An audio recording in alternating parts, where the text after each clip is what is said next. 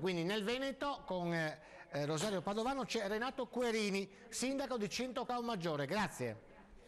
Ecco, Sindaco Querini, lei è anche vicepresidente del Lato Lemene, ha sentito i pareri di Bertoncello e Vizzon. Che idea si è fatto di questa situazione molto intricata e che sta un po' appassionando anche l'opinione pubblica? Sì, vedo che questa storia sta diventando interessante per tutti quanti. Sta diventando un tormentone? Un tormentone, ecco. Diciamo proprio un tormentone. Niente, è stato fatto il primo incontro informale, cioè non era stato fatto nessun avviso, a Cinto Caomaggiore, dove ci siamo incontrati, abbiamo trovato dove fare le riunioni del lato, abbiamo parlato di tutto, abbiamo parlato del direttore, non abbiamo fatto nessun nome né del direttore né degli altri componenti, non abbiamo parlato, come è stato scritto nei giornali, dei compensi che spetta al CDA, sono solo stati fatti delle considerazioni su quanto altri CDA percepiscono. Ecco, lei in pratica ci sta dicendo, signor Sindaco, che quello che è emerso ultimamente sulla stampa locale, i gettoni di presenza, l'indennità del direttore, sarebbe uscita da una fonte che non era presente a questa riunione. Probabilmente sì, sicuramente,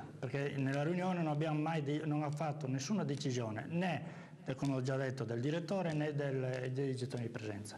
Senta, mi perdoni, signor Sindaco, però ieri sera io so che a Cinto c'è stata un po' una verifica, si parlava addirittura di dimissioni, di rimpasto. Come stanno le cose all'interno della giunta che lei dirige, alla luce anche degli sviluppi del lato? Perché pare che sia proprio il lato l'argomento che in qualche modo la fa traballare.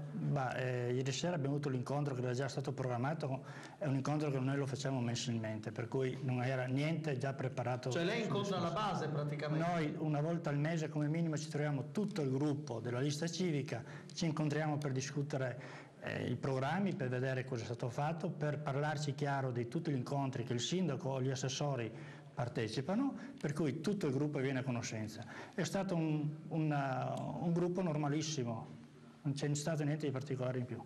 Ringraziamo Renato Querini, linea alla redazione centrale.